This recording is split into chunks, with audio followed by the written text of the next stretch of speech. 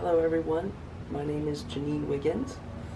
I'm an artist, an amateur writer, I was a teacher, and I am a survivor of domestic violence and domestic homicide.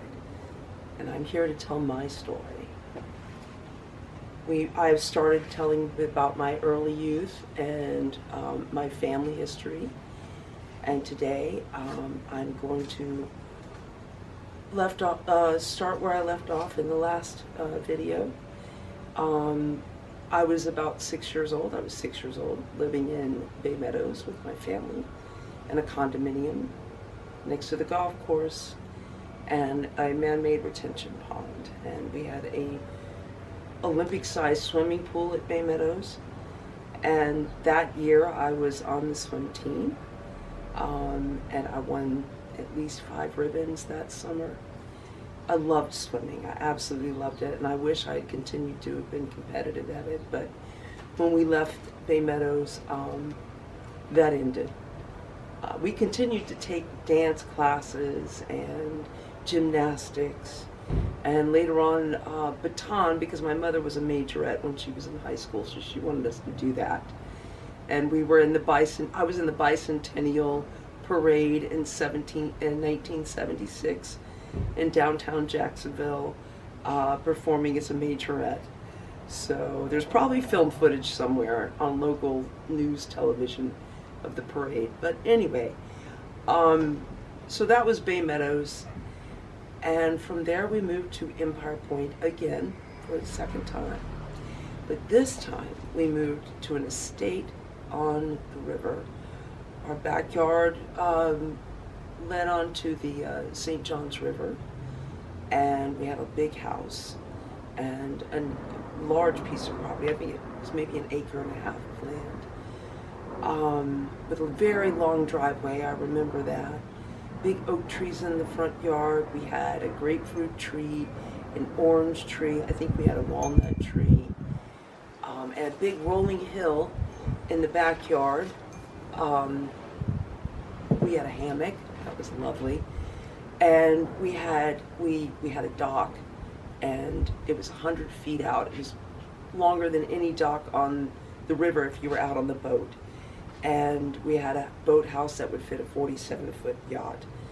And my parents were mulling over getting a yacht prior to when they separated, which was approximately 4 years after we moved there.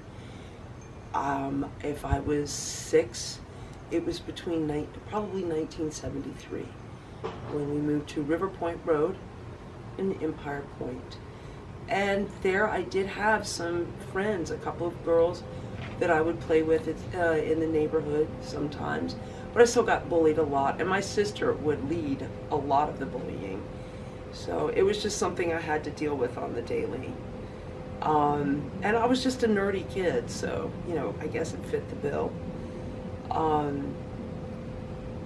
But we had a lot of fun, too, in those days. And my parents fought a lot. So my dad was gone a lot because he was working all the time.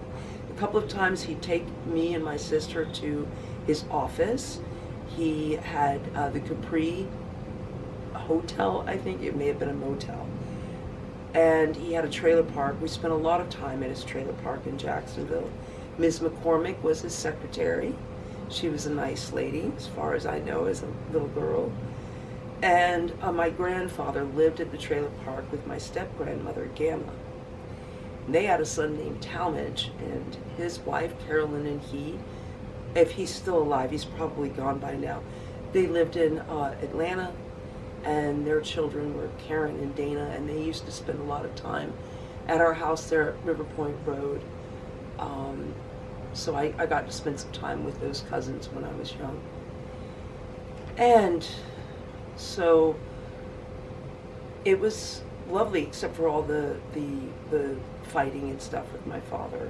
And I guess my brother, after the big fight at Baymeadows, when he was 12, when my father beat him up for being molested by a bus driver, started drinking and partying and it continued to escalate over those years, which I was not really aware of because I was 6 years younger than him and just dealing with whatever dramas a 7 or 8-year-old, deals with in their reality. We had a swimming pool, which I spent a lot of time in because I loved swimming. And we would go, and some of the other neighbors would go and explore this one house that was maybe the oldest house in the neighborhood, the Trout House. And it had a big pool that was abandoned. It looked like one of those early 20th century houses with the elegant, long, almost Olympic-sized pools and fountains around it. It was all decaying. So it was like the haunted house. So we'd go sometimes and explore through their woods. They had a wine cellar in the back and what was believed to be slave quarters back there from way back in the 19th century. We'd go fishing sometimes on the dock down there and bike riding and all that sort of thing, those things that kids do. I went to the Chappell School. Chappell School, I started in the 2nd grade, and my class was the first class that graduated 6th grade and then moved on to the 7th grade as they extended their program and moved from just elementary to junior high. And ultimately, I graduated there in the 8th grade in 1980. Our classes were small, and I was always bullied. There was one girl in school who was friends with me, Dee Dee Williams, I believe is her last name. She's still my friend on Facebook. And then in the 5th grade, Michelle, forgot her last name, she kind of took my friend and she didn't hang out with me as much. But years later, she said, "You're the only one I remember from Chappell," so that was kind of nice. But I got bullied a lot.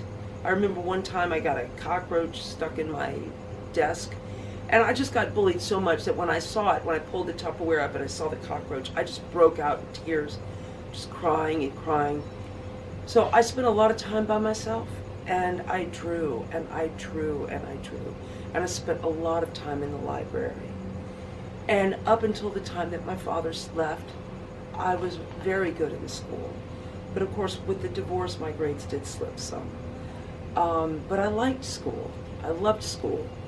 It was an escape from my family, my life at home. And to get back to the violence, my father, every night we had a formal dining room with a crystal chandelier. It could seat 8 people, but there were just 5 of us. And we had to have, it was formally set. We wanted to set a formal dining table. And we couldn't talk at the dinner table unless we held our hand, no elbows on the table. I mean, it was strict. But he always found someone to pick on every night and drill them in one way or another. And a lot of this, I'm sure, was fueled by the alcohol, because my dad drank a 5th of scotch a day for 40 years. And by the time he got home, he was good and sloshy and easily aggravated.